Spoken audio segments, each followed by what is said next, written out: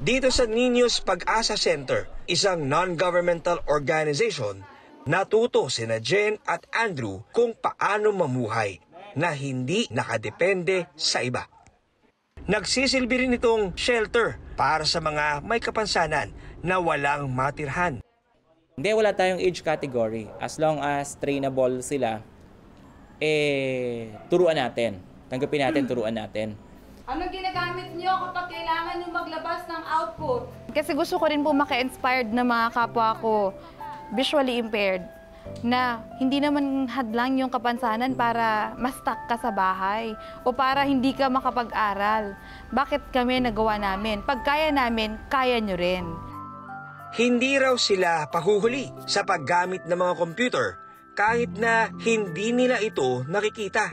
Ano ba sa tingin niyo ang part ng computer, ng desktop na hawak nyo ngayon na tangible? Keyboard? Monitor? CPU? Mouse? Pero gumagamit ba kayo ng mouse? Hindi. Dumayo nga tayo dito sa Olongapo City para mas makilala natin ang husto. Ito nga si Andrew at si Jen. Tara. Alphanumeric natin yan. Ayan, ito po ay isang training na ginagawa ni Niños Pag-asa Center po. Para sa mga persons with disability specifically po. Ito pong computer lessons ay para sa mga visually impaired. Ma'am Jen, halimbawa po, dito po sa bandang ikaliwa ko po, anong nangyayari po dito? Anong ginagawa nila? Sila po. Ngayon, since medyo may alam na po sila sa Word, pinapatry ko po sa kanila na gumawa ng essay na ang title po ay Sino ba ako at anong gusto kong maging? Yun na sa may kanan naman natin, ano naman po yung ginagawa? Ito pong sa kanan, since mga beginner po sila, pinapakabisado po namin kung ano po ba yung pagkakasunod-sunod ng nasa keyboard natin.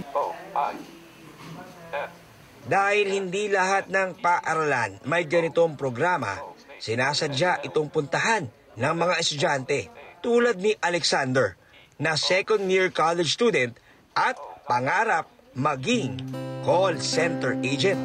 Tungkol saan itong na-type mong ito? Ano po, tungkol sa sino ko at anong gusto kong maging. Pero babasahin natin, tingnan natin kung ano yung kanyang tinype.